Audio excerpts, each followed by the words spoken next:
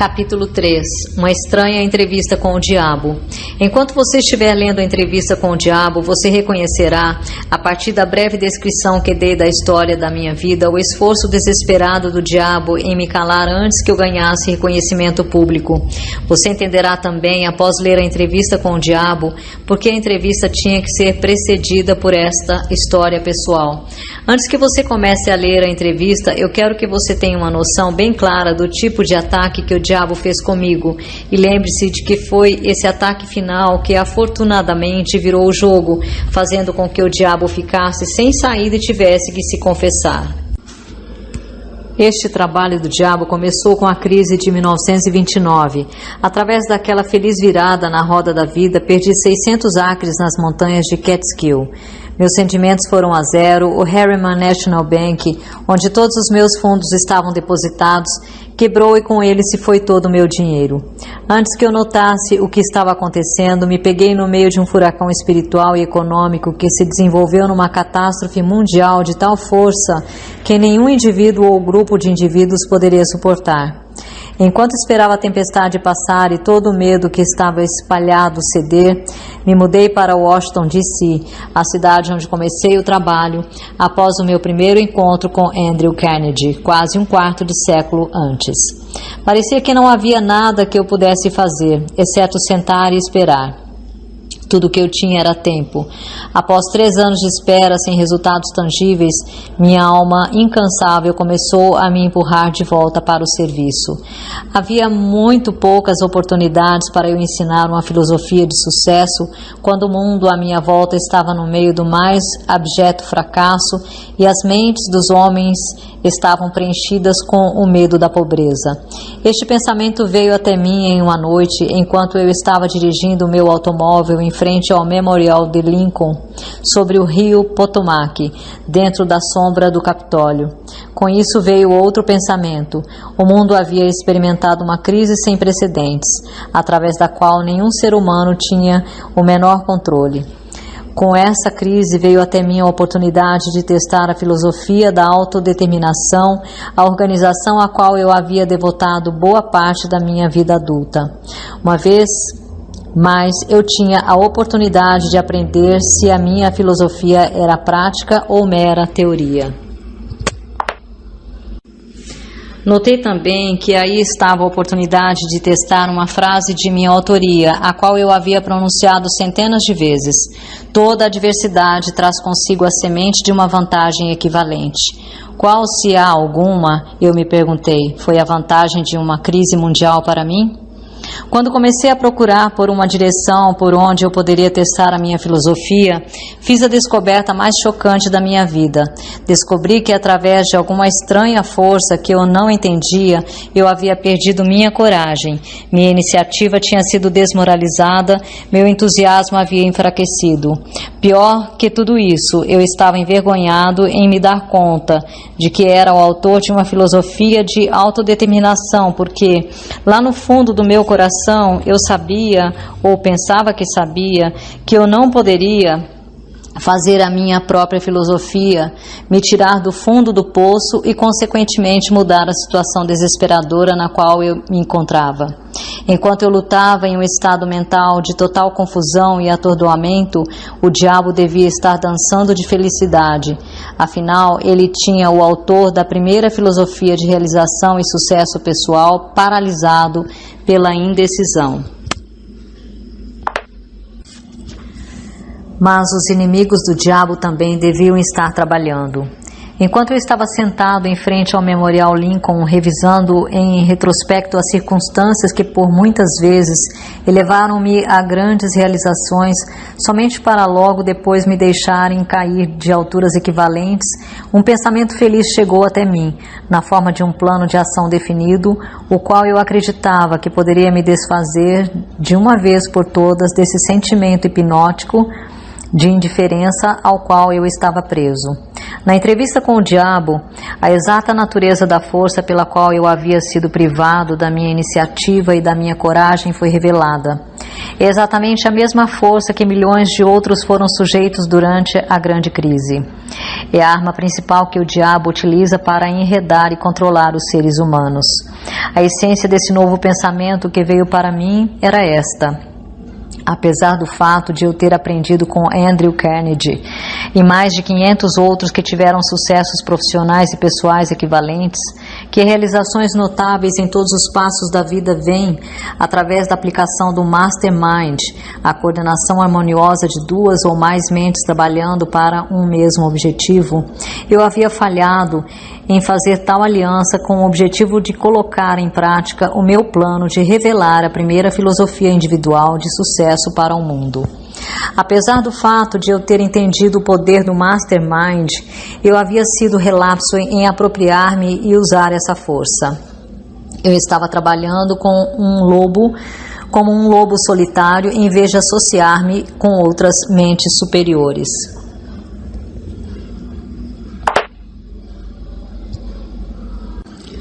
Uma análise. Vamos agora brevemente analisar essa estranha entrevista que você está prestes a ler. Alguns irão perguntar após terminá-la: você realmente entrevistou o diabo ou você meramente entrevistou um diabo imaginário? Alguns talvez desejem a resposta a essa questão antes mesmo de começar a entrevista. Responderei da única e mais honesta maneira que poderia, dizendo que o diabo que entrevistei pode ter sido real tanto quanto ele dizia ser, ou ele pode ter sido uma criação da minha própria imaginação. Seja lá o que ele fosse, real ou imaginário, é de muito pouca importância se comparado com a natureza e com o conteúdo das informações contidas na entrevista. A questão realmente importante é esta: a entrevista contém alguma informação que possa ser realmente útil para as pessoas que estão tentando achar os seus lugares no mundo? Se ela possui esse tipo de informação, não importa se está contida na forma de um fato ou ficção, então ela deve ser séria e cuidadosamente analisada por meio de uma leitura muito atenciosa. Eu não tenho a menor preocupação quanto à real fonte da informação ou quanto à real natureza do diabo, cuja história fantástica você está prestes a ler. Estou somente preocupado com o fato de que a confissão do diabo encaixa-se perfeitamente com o que eu tenho visto da vida. Acredito que a entrevista contenha informações de benefícios práticos para todos aqueles que ainda não acharam a vida amigável, e a razão pela qual eu acredito nisso é que eu fiz com que o tema central deste livro me trouxesse toda a felicidade de que preciso, na forma que mais se encaixou na minha natureza. Eu tive o suficiente de experiências com os princípios mencionados pelo diabo, de tal forma que posso assegurar que eles farão exatamente o que ele diz que farão. Isso é suficiente para mim. Então, passo a história desta entrevista para você, para que seja lá de qual maneira consiga extrair dela o máximo possível de dividendos em termos financeiros e pessoais. Talvez você consiga grandes valores em termos financeiros se você aceitar o diabo como sendo o que ele diz que é, baseando-se na sua mensagem para seja lá o que for que ela lhe possa trazer e que você consiga aplicar da melhor maneira possível, não se preocupando em saber quem é o diabo ou se realmente ele existe. Se você quiser minha honesta opinião pessoal, eu acredito que o diabo é realmente quem ele diz ser. Agora, vamos analisar a sua estranha confissão. Após forçar a sua entrada na consciência do diabo, o senhor humano começou a entrevista que o diabo não queria dar, com questões que ele não poderia deixar de responder. Aqui começa a entrevista com o diabo. Eu descobri o código secreto pelo qual tenho acesso aos seus pensamentos. Vim para lhe fazer algumas perguntas muito simples. Exijo que você me forneça respostas diretas e verdadeiras. Você está pronto para a entrevista, senhor diabo?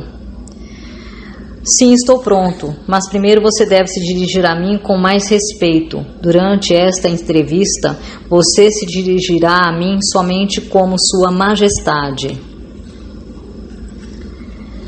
Com que direito você exige tal respeito real? Você deve saber que eu controlo 98% das pessoas do seu mundo. Você não acha que isso é motivo suficiente para me dar um título de realeza? Você tem prova do que está afirmando? Sim, tenho provas em abundância. No que consistem as suas provas? Consistem de muitas coisas. Se você quer respostas, você se dirigirá a mim como Sua Majestade. Algumas coisas você entenderá, outras não. Para que você entenda meu ponto de vista, descreverei a mim mesmo e corrigirei a falsa noção que as pessoas têm de mim e de onde eu habito. Esta é uma ótima ideia, Sua Majestade. Comece me contando onde você mora e então descreva a sua aparência física. Minha aparência física? Bem, meu querido senhor humano, eu não possuo um corpo físico. Um corpo físico me colocaria em desvantagem e seria um fardo que eu teria que carregar, tal como vocês, criaturas humanas, o carregam ao longo da vida. Eu consisto de energia negativa e vivo nas mentes das pessoas que têm medo de mim. Também ocupo metade de cada átomo da matéria física e cada unidade de energia mental e física. Talvez você entenda melhor a minha natureza se eu lhe disser que eu sou a porção negativa do átomo. Eu entendo o que você está querendo dizer. Você está preparando o terreno para dizer que se não fosse por você, não haveria mundo, nem estrelas, nem elétrons, nem átomos, nem seres humanos, nada, não é isso? Verdade, você está absolutamente certo. Bem, se você ocupa somente metade da energia e da matéria, quem ocupa a outra metade? A outra metade é ocupada pela minha oposição. Oposição? O que você quer dizer com isso? A oposição é o que vocês humanos chamam de Deus. Então, você divide o universo com Deus? É isso que você está dizendo? Não é o que eu estou dizendo, isso é um fato. Antes do final desta entrevista, você entenderá porque as minhas afirmações são verdadeiras. Você também entenderá porque elas têm que ser verdadeiras, ou não poderia haver um mundo como você o conhece, muito menos criaturas humanas como você. Eu não sou, nem de perto, uma besta com um garfo e um rabo pontudo. Mas você controla as mentes de 98 em cada 100 pessoas. Você mesmo disse: quem causa toda a miséria desses 98% do mundo controlados pelo diabo, se não é você? Eu não disse em momento algum que não sou a causa de toda a miséria do mundo. Por outro lado, me vanglorio disso. O meu negócio é representar o lado negativo de tudo, incluindo os pensamentos negativos de vocês, humanos. De que outra maneira eu poderia controlar as pessoas? A minha oposição controla o pensamento positivo, eu controlo o pensamento negativo. Como você assume o controle das mentes dessas pessoas? Isso é fácil. Eu simplesmente entro em suas mentes e ocupo o espaço que não é usado do cérebro humano. Eu planto as sementes do pensamento negativo nas mentes das pessoas e dessa forma eu consigo ocupar e controlar o espaço. Você deve ter muitos truques e ferramentas pelas quais você ganha o controle e o acesso à mente humana. Para ser claro, eu emprego truques e meios para controlar o pensamento humano. Os instrumentos que eu uso também são inteligentes. Vá em frente e me descreva os seus truques inteligentes, Sua Majestade. Um dos mais astutos instrumentos que eu uso para o controle da mente humana é o medo. Planto a semente do medo nas mentes das pessoas e conforme essas sementes germinam e crescem, através do uso contínuo dos pensamentos negativos, controlo o espaço que elas ocupam. Os 6 medos mais efetivos são o medo da pobreza, da crítica, da perda da saúde, da perda do amor, da velhice e da morte. Qual desses 6 medos mais o ajuda a assumir o controle, Sua Majestade? O primeiro e o último, pobreza e morte. Em um momento ou outro durante a vida, amarro as pessoas através de um deles ou até de ambos. Planto esses medos nas mentes das pessoas de forma tão inexorável que elas acreditam que esses medos são sua própria criação. Realizo essa tarefa fazendo com que as pessoas acreditem que eu estou lá, esperando-as no portão de entrada da próxima vida, esperando para julgá-las e puni-las por toda a eternidade. É claro que não posso punir ninguém, exceto na própria mente dessa pessoa, através de alguma forma de medo. Mas medo daquilo que não existe é tão útil para mim quanto o medo daquilo que existe. Todas as formas de medo ampliam o espaço que ocupo na mente humana. Sua Majestade, você explicará como ganhou esse controle sobre os seres humanos? A história é muito longa para ser contada em poucas palavras. Tudo começou há mais de 1 milhão de anos, quando o primeiro homem começou a pensar. Até aquele momento, eu tinha o controle sobre todos os homens, mas inimigos meus descobriram o poder do pensamento positivo e o colocou nas mentes dos homens. Aí então começou uma batalha de minha parte para permanecer no controle. Até este momento, eu tenho me saído muito bem. Tenho perdido somente 2% das pessoas para a oposição.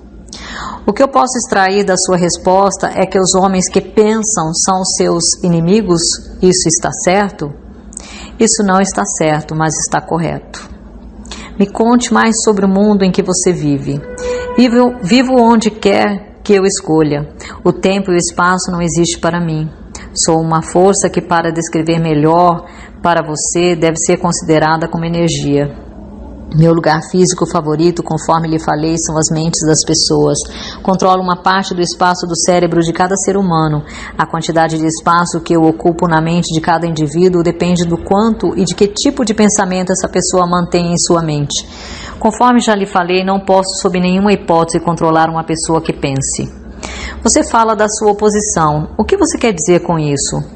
O meu oponente controla todas as forças positivas do mundo, tal como o amor, a fé, a esperança e o otimismo. O meu oponente também controla os fatores positivos de todas as leis naturais do universo, as forças que mantêm a Terra e os planetas e todas as estrelas de forma harmônica nos seus devidos cursos. Mas essas forças são ínfimas em comparação com aquelas que operam na mente humana que está sob o meu controle. Como você pode ver, não tenho nenhuma intenção de controlar estrelas e planetas, prefiro controlar as mentes humanas. Onde você adquiriu a sua força e de que maneira você a mantém? Adquiro a minha força me apropriando do poder da mente dos humanos, conforme eles passam pelo portal no momento de suas mortes. 98 de cada 100 que voltam para o meu plano, vindo do plano da Terra, são assumidos por mim, e o poder de sua mente é acrescentado ao meu ser. Pego todos aqueles que vêm com qualquer forma de medo. Estou constantemente trabalhando, preparando as mentes das pessoas antes da morte, de tal forma que eu possa me apropriar delas quando voltarem para o meu plano. Você me dirá como você realiza efetivamente esse trabalho de preparar as mentes humanas de tal forma que você possa ganhar o controle sobre elas? Tenho inúmeras maneiras de ganhar o controle das mentes humanas, enquanto elas ainda estão no plano da Terra. A minha maior arma é a pobreza. Eu deliberadamente desencorajo as pessoas a acumular riqueza material porque a pobreza em si mesma tira a habilidade dos homens de pensar e os faz uma presa fácil para mim. Outro grande aliado meu é a doença. Um corpo doente desencoraja o pensamento. Aí então tenho milhares de trabalhadores na Terra que me ajudam a ganhar o controle das mentes humanas. Tenho esses agentes estrategicamente colocados em todos os lugares, independentemente de raça, credo ou religião. Quem são os seus maiores inimigos na Terra, Sua Majestade? Todos aqueles que inspiram as pessoas a pensar e agir de acordo com as suas próprias iniciativas são meus inimigos. Homens tais como Sócrates, Confúcio, Voltaire, Emerson, Thomas Paine e Abraham Lincoln. E você também não está me fazendo nenhum bem. É verdade que você usa homens que possuem grandes riquezas? Conforme já lhe falei, a pobreza é sempre minha aliada porque ela desencoraja a livre expressão de pensamentos e encoraja o medo nas mentes dos homens. Alguns homens ricos servem a minha causa, enquanto outros me atrapalham muito, dependendo da forma como esta riqueza é utilizada. A fortuna do grande Rockefeller, por exemplo, é uma das minhas piores inimigas.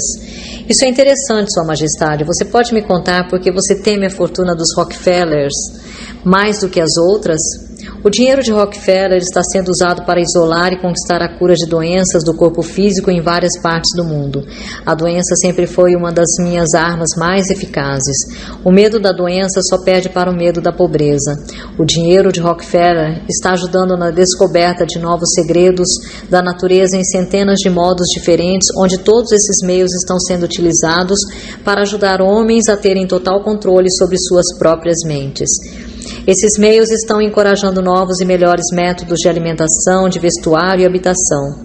Esse dinheiro está sendo usado para acabar com favelas nas grandes cidades, lugares onde os meus aliados favoritos são encontrados.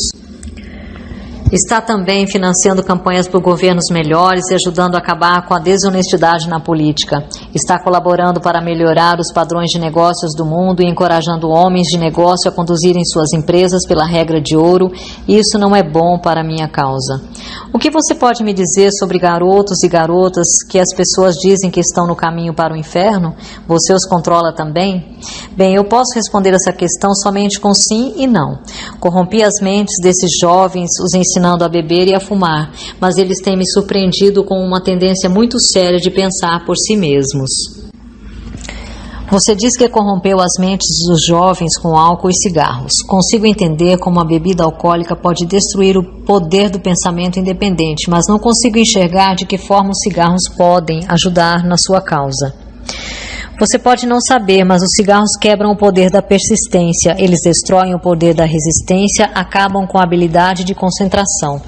Eles matam e diminuem a imaginação e ajudam em muitos outros meios para que as pessoas não usem as suas mentes de forma mais efetiva. Você sabia que tenho milhões de pessoas, jovens e velhas de ambos os sexos, que fumam 2 maços de cigarros por dia? Isso significa que eu possuo milhões de pessoas que estão gradualmente destruindo o seu poder de resistência. Um dia adicionarei ao seu hábito de fumar cigarros outros hábitos destruidores de pensamento até o momento exato de ganhar o controle de suas mentes. Hábitos vêm em pares, em trios e em quartetos. Qualquer hábito que enfraqueça a força de vontade de uma pessoa também abre portas para outros hábitos negativos possuírem a mente dessa pessoa. O hábito do cigarro não somente diminui o poder de resistência, como também desencoraja a persistência, além de enfraquecer outras relações humanas. Nunca pensei que cigarros pudessem ser uma arma de destruição, Sua Majestade, mas a sua explicação dá um novo enfoque no assunto. Quantos se entregam a esse hábito destrutivo de que você tanto se gaba? Eu estou orgulhoso dos meus números. Milhões agora são vítimas e o número cresce dia a dia. Em breve, devo ter a maior parte do mundo entregue a esse hábito. Em milhares de famílias, tenho seguidores desse hábito, incluindo cada membro da família. Garotos e garotas muito jovens estão se entregando a ele. Eles estão aprendendo como fumar apenas observando seus pais, irmãos mais velhos e irmãs. Quais os dois você considera a maior arma para ganhar o controle das mentes humanas, o cigarro ou a bebida? Sem hesitar, eu diria o cigarro. Uma vez que eu consiga que um jovem junte-se ao clube de 2 maços por dia, não tenho problema algum em induzir essa pessoa a começar a beber, a se esbaldar no sexo e todos os outros hábitos relacionados com a destruição do pensamento independente e da ação. Sua Majestade, quando comecei esta entrevista, eu tinha uma noção totalmente errada a seu respeito. Pensava que você era uma fraude e um tanto quanto irreal. Mas agora vejo que você é muito real e realmente muito poderoso. A sua desculpa é aceita, mas você não precisa se preocupar. Milhões de pessoas já questionaram o meu poder e a maior parte delas eu peguei no meu portal, assim que elas fizeram a passagem. Não peço que ninguém acredite em mim. Prefiro que as pessoas tenham medo de mim. Não sou um mendigo, consigo tudo o que quero pela inteligência e pela força. Mendigar para que as pessoas acreditem nos meus princípios não faz parte da minha natureza e sim da minha oposição. Sua Majestade, por favor, me perdoe se eu estiver sendo rude, mas eu não seria capaz de me olhar no espelho novamente se não lhe dissesse aqui e agora que você realmente é uma desgraça porque se aproveita de pessoas inocentes. Sempre tive o conceito errado a seu respeito. Eu pensava que você era gentil o suficiente para deixar as pessoas em paz enquanto elas estivessem vivendo, que você torturava suas almas somente após a sua morte. Mas agora vi, pela sua própria confissão, que você destrói o direito ao livre pensamento e faz com que as pessoas vivam um verdadeiro inferno na Terra. O que você tem a dizer em relação a isso? Eu consigo o que quero exercendo o autocontrole. Não é tão bom para a minha causa, mas sugiro que você me imite em vez de me criticar. Você se auto-intitula um pensador, e você realmente é, pois de outra forma você nunca teria me forçado a confessar minha natureza numa entrevista como esta. Mas você nunca será o tipo de pensador que me amedronta, a não ser que você consiga ganhar e exercer total controle sobre suas próprias emoções. Bem, vamos nos afastar desse assunto de personalidades. Vim aqui para aprender mais sobre você e não para discutir a meu respeito. Por favor, vamos em frente e me conte quais outros dos muitos truques que você tem para ganhar o controle da mente humana? Qual a sua arma mais poderosa exatamente agora? Essa é uma questão difícil de responder. Tenho tantos meios e instrumentos para entrar e controlar as mentes humanas que é difícil dizer qual é o mais poderoso. Exatamente neste momento estou tentando fazer uma nova guerra mundial. Os meus amigos aqui em Washington estão me ajudando a envolver os Estados Unidos nessa guerra. Se eu conseguir fazer com que o mundo comece a se matar de forma maciça, serei capaz de colocar em ação o meu instrumento favorito para o controle da mente. É o que você pode chamar de medo sistêmico e generalizado. Usei este instrumento para trazer a Guerra Mundial de 1914. Também utilizei para causar a crise econômica de 1929. E se a minha oposição não tivesse se adiantado a mim, neste momento eu estaria controlando cada homem, mulher e criança neste mundo. Você pode ver por si mesmo o quão perto eu cheguei para a dominação completa do mundo. Aquilo por que venho lutando para conseguir há milhares de anos. Sim, estou entendendo. Quem não entenderia? Você é um manipulador muito engenhoso das mentes das pessoas. Você usa o seu poder diabólico somente em pessoas de posição privilegiada e de grande influência? Ah, não. Eu uso as mentes de pessoas de todas as classes. Na verdade, prefiro o tipo de pessoa que não pensa por si mesma. Consigo manipular esse tipo de pessoa sem nenhuma dificuldade. Eu não poderia controlar 98% das pessoas do mundo se todas fossem hábeis para pensar por si mesmas. Estou interessado no bem-estar de todas aquelas pessoas que você diz controlar. Desejo que você me conte todos os truques utilizados para entrar e controlar as mentes. Quero uma confissão completa, portanto, comece com seu truque mais ardiloso. Isso que você está me forçando a fazer chama-se suicídio, mas eu não tenho o que fazer. Acalme-se, colocarei em suas mãos a arma pela qual milhões de co-irmãos seus poderão se defender de mim.